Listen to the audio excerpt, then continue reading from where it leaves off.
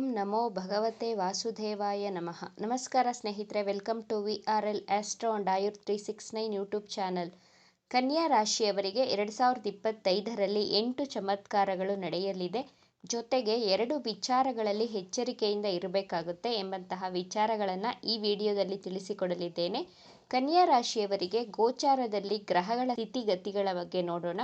ನಿಮ್ಮ ರಾಶ್ಯಾಧಿಪತಿ ಬುಧ ಗ್ರಹ ತೃತೀಯ ಭಾವದಲ್ಲಿ ಸ್ಥಿತವಾಗಿದೆ. ಚತುರ್ಥದಲ್ಲಿ ಸೂರ್ಯ ಗ್ರಹ, 6ನೇ ಭಾವದಲ್ಲಿ ಶನಿ ಗ್ರಹದ ಜೊತೆಗೆ ಶುಕ್ರ ಗ್ರಹ, ಸಪ್ತಮದಲ್ಲಿ ರಾಹು ಗ್ರಹ, ನವಮ ಭಾವದಲ್ಲಿ ಗುರುಗ್ರಹ, ಲಾಭಸ್ಥಾನದಲ್ಲಿ ಮಂಗಳ ಗ್ರಹ ಸ್ಥಿತವಾಗಿದೆ.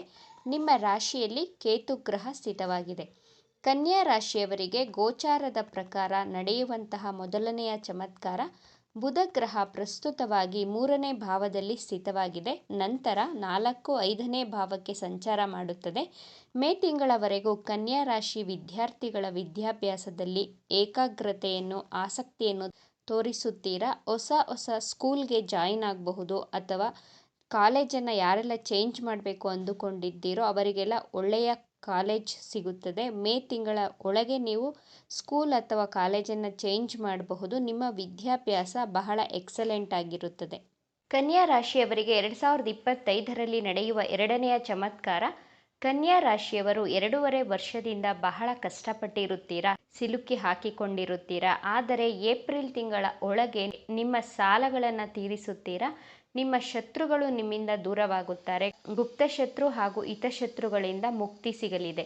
3ನೇದಾಗಿ ಶನಿ ಗ್ರಹ ನಿಮ್ಮ ಸಪ್ತಮ ಭಾವಕ್ಕೆ ಸಂಚಾರ ಮಾಡಿದಾಗ, ಯಾವಾಗ ಅಂದರೆ ಮಾರ್ಚ್ 29, 2025ಕ್ಕೆ ಶನಿ ಗ್ರಹ ನಿಮ್ಮ 6ನೇ ಭಾವದಿಂದ 7ನೇ ಭಾವಕ್ಕೆ ಸಂಚಾರ ಮಾಡುತ್ತಾರೆ.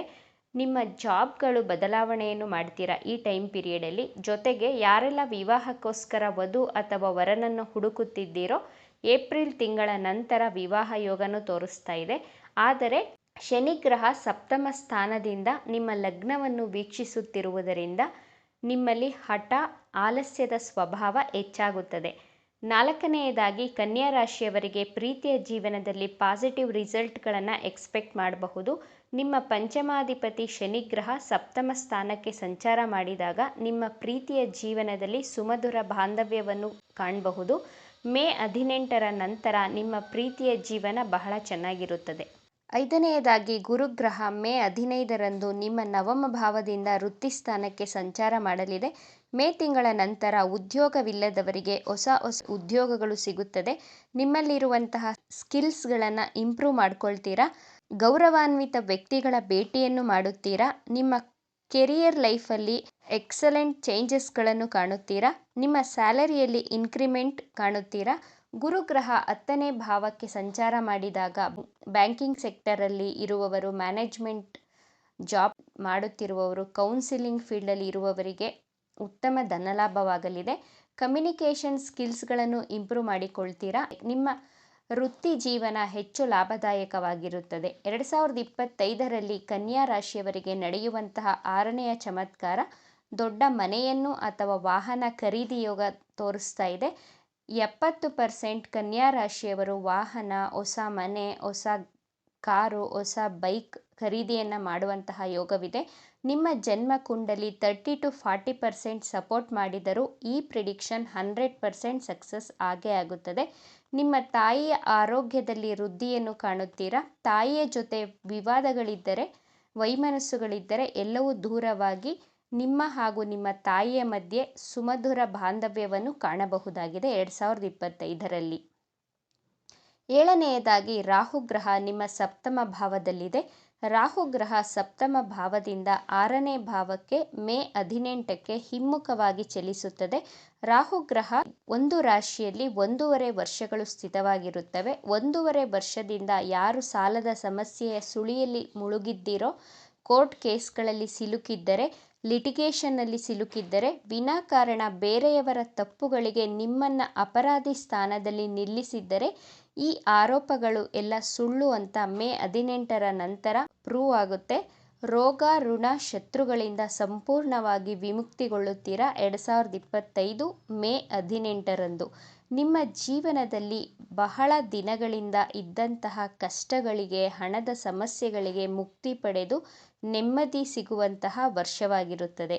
8ನೆಯದಾಗಿ ಕೇತು ಗ್ರಹ ಮೇ 18 ನಿಮ್ಮ ರಾಶಿಯಿಂದ ಹಿಂದಿನ ಮನೆಗೆ ಸಂಚಾರ ಮಾಡುತ್ತದೆ. ಕೇತು ಗ್ರಹ, ರಾಹು ಗ್ರಹ, ಶನಿ ಗ್ರಹ ನಿಮ್ಮ ರಾಶಿ ಅಥವಾ ಲಗ್ನದಲ್ಲಿ ಸಂಚಾರ ಮಾಡಿದಾಗ ನಿಮ್ಮನ್ನು ಒಬ್ಬ ಹೊಸ ಮನುಷ್ಯನನ್ನಾಗಿ ಪರಿವರ್ತನೆ ಮಾಡುತ್ತದೆ.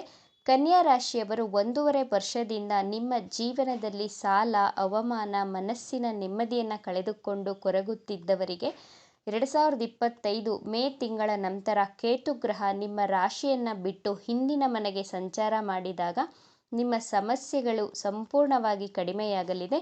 ನಿಮ್ಮ ವ್ಯಕ್ತಿತ್ವ, ಆಚಾರ, ವಿಚಾರಗಳಲ್ಲಿ ಈ 1.5 ವರ್ಷದಲ್ಲಿ ಕೇತು ಗ್ರಹ ಸಂಪೂರ್ಣ ಬದಲಾವಣೆಯನ್ನು ತಂದುಕೊಡಲಿದ್ದಾರೆ. ಕನ್ಯಾ ರಾಶಿಯವರು 2025ರಲ್ಲಿ ಯಾವ ವಿಚಾರಗಳಲ್ಲಿ ಎಚ್ಚರಿಕೆಯಿಂದ ಇರಬೇಕು ಎಂದು ನೋಡುವುದಾದರೆ, ಏಪ್ರಿಲ್ ತಿಂಗಳ ನಂತರ ಹಲ್ಲಿನ ಸಮಸ್ಯೆ, ಒಸಡುಗಳಲ್ಲಿ ನೋವು ಉಂಟಾಗಬಹುದು. ಬೆನ್ನು ನೋವು ಹೆಚ್ಚಾಗುವಂತಹ ಲಕ್ಷಣಗಳು ತೋರಿಸ್ತಾ ಇದೆ. ಮೂಳೆಗಳಲ್ಲಿ ಸಮಸ್ಯೆ ಉಂಟಾಗುವುದರಿಂದ ಏಪ್ರಿಲ್ ತಿಂಗಳ ನಂತರ ನಿಮ್ಮ ಆರೋಗ್ಯದಲ್ಲಿ ಬಹಳ ಎಚ್ಚರಿಕೆಯಿಂದ ಇರಬೇಕಾಗುತ್ತದೆ. ಮಾರ್ಚ್ ತಿಂಗಳ ನಂತರ ಪಾರ್ಟ್ನರ್ಶಿಪ್ ಬಿಸ್ನೆಸ್ ಮಾಡುವವರು ಬಹಳ ಕೇರ್ಫುಲ್ ಆಗಿ ಇರಬೇಕಾಗುತ್ತೆ. ಇಲ್ಲದಿದ್ದರೆ ನಿಮ್ಮ ಬಿಸ್ನೆಸ್ ಪಾರ್ಟ್ನರ್ ನಿಮಗೆ ಮೋಸ ಮಾಡುವಂತಹ ಸಾಧ್ಯತೆಗಳಿವೆ. ಹಣದ ವಿಚಾರವಾಗಿ ಯಾವ ಬಿಸ್ನೆಸ್ ಪಾರ್ಟ್ನರನ್ನು ನಂಬಬಾರದು. ಮಾರ್ಚ್ ತಿಂಗಳ ನಂತರ ಯಾವುದೇ ಹಣಕ್ಕೆ ಜಾಮೀನು ಹಾಕಬಾರದು, ಯಾರಿಗೆ ಸಾಲವನ್ನು ಕೊಡಿಸಬಾರದು, ತುಂಬ ಕೇರ್ಫುಲ್ ಆಗಿರಬೇಕಾಗುತ್ತೆ. ಕನ್ಯಾ ರಾಶಿಯವರು ಪಾರ್ಟ್ನರ್ಶಿಪ್ ಬಿಸ್ನೆಸ್ ಪ್ರಾರಂಭ ಮಾಡಲೇಬೇಕು ಅಂದುಕೊಂಡಿದ್ದರೆ ನಿಮ್ಮ ಜನ್ಮ ಜಾತಕವನ್ನು ಒಮ್ಮೆ ನುರಿತ ಜ್ಯೋತಿಷಿಗಳ ಬಳಿ ಪರಿಶೀಲನೆಯನ್ನು ಮಾಡಿಸಿ ನಂತರ ಪ್ರಾರಂಭ ಮಾಡಬಹುದು. ಪಾರ್ಟ್ನರ್ಶಿಪ್ ಬಿಸ್ನೆಸ್ಗೆ ಗೋಚಾರದ ಪ್ರಕಾರ 2025 ಗ್ರಹಗಳು ಅಷ್ಟೊಂದು ಫೇವರಬಲ್ ಆಗಿಲ್ಲ. ಬಹಳ ಕೇರ್ಫುಲ್ ಆಗಿ ಇರಬೇಕಾಗುತ್ತೆ ಪಾರ್ಟ್ನರ್ಶಿಪ್ ಬಿಸ್ನೆಸ್ ಮಾಡುವವರು. ಇವಿಷ್ಟು ವಿಚಾರಗಳು ನಿಮಗೆ ಇಷ್ಟ ಆಗಿದೆ ಅಂತ ಭಾವಿಸ್ತಾ ಇದ್ದೇನೆ. ಇಷ್ಟ ಆಗಿದ್ದರೆ ನಮ್ಮ ಚಾನಲನ್ನು ತಪ್ಪದೇ ಸಬ್ಸ್ಕ್ರೈಬ್ ಮಾಡ್ಕೊಳ್ಳಿ. ಈ ವಿಡಿಯೋಗೆ ಒಂದು ಲೈಕ್ ಕೊಡೋದನ್ನು ಮರಿಬೇಡಿ. ಈ ವಿಡಿಯೋವನ್ನು ನಿಮ್ಮ ಫ್ರೆಂಡ್ಸ್ ಆ್ಯಂಡ್ ಫ್ಯಾಮಿಲಿ ಗ್ರೂಪಲ್ಲಿ ಹೆಚ್ಚು ಶೇರ್ ಮಾಡಿ. ನಿಮ್ಮ ಅಭಿಪ್ರಾಯಗಳನ್ನು ತಪ್ಪದೇ ಕಮೆಂಟ್ ಮಾಡಿ. Thank you friends.